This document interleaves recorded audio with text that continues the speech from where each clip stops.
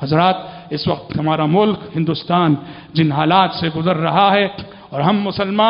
مسلمان ہی نہیں بلکہ اس ملک کی ایک بڑی تعداد، اس ملک کی نچلی ذاتیں جن آزمائشوں سے گزر رہی ہیں، جن امتحانات سے گزر رہے ہیں، جیسی ناپاک سازشیں یہاں کے اصحاب اقتدار اور اہل اقتدار کر رہے ہیں، ان سازشوں کا مقابلہ کرنے کے لیے جو تدبیریں ہو رہی ہیں ہوتے رہنے دیجئے، جو منصوبہ بندیاں ہو رہی ہیں ہوتی رہیں، لیکن یاد رہے مومن ہونے کی حیثیت سے، ایک مسلمان ہونے کی حیثیت سے ہمارے لیے اور آپ کے لیے، ہندوستان بھر کے مسلمانوں کے لیے اور دنیا بھر کے مسلمانوں کے لیے ضروری ہے ان مشکل حالات میں دعاؤں کا سہارا لینا نہ بھولیں۔ واللہ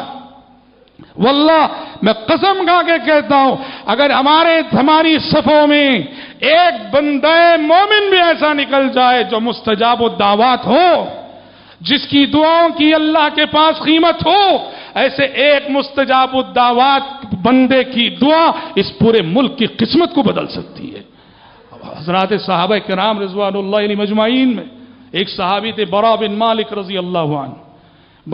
ایک ہیں برا بن عازب، یہ اور ہیں، ایک ہیں برا بن مالک، یہ بڑے مستجاب الدعوات صحابی تھے، ان کی دعائیں قبول ہو جاتی تھیں۔ پیارے نبی نے ایک موقع پہ فرمایا تھا، رب اشعث اغبر مدفوع بالابواب لو اقسم علی اللہ لا بر۔ اس زمین پر کچھ کمزور مسلمان ایسے ہوتے ہیں، بظاہر دیکھنے میں مسکین، غریب، غبار آلود، پراگندہ بال، لیکن اللہ کے پاس ان کی وہ قیمت ہوتی ہے، لو اقسم علی اللہ لا بر۔ کسی بھی معاملے میں اگر یہ بندہ اللہ کے نام کی قسم کھا لے، اللہ ساتویں آسمان سے اس بندے کی قسم کی لاج رکھ لیتا ہے، وہ جب بھی دعا کرے اس کی دعا شرف قبولیت سے نوازی جاتی ہے۔ اور یہی فضیلت تھی حضرت برا بن مالک کی۔ کیا عہد خلافت راشدہ میں ہوتا کیا جانتے ہیں؟ صحابہ کی جنگیں ہو رہی ہوتی دشمن سے، مسلمان ہار رہے ہوتے، مسلمان شکست سے قریب ہو رہے ہوتے،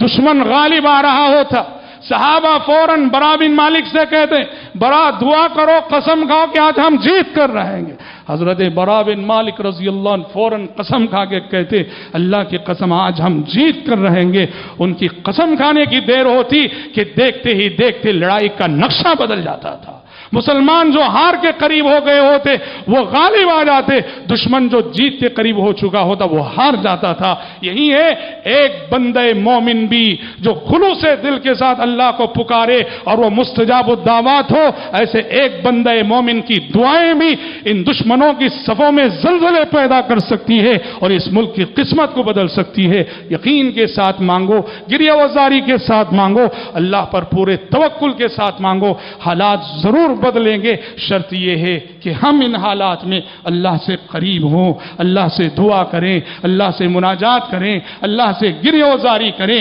رب العالمین کی عبادت میں کسی بھی قسم کی غفلت اور سستی سے ہم گریز کریں، حالات یقیناً ہمارے حق میں ہوں گے اور یہ سیاہ بادل جو آج ہم سب پر منڈلا رہے ہیں یہ بہت جلد چھٹ جائیں گے۔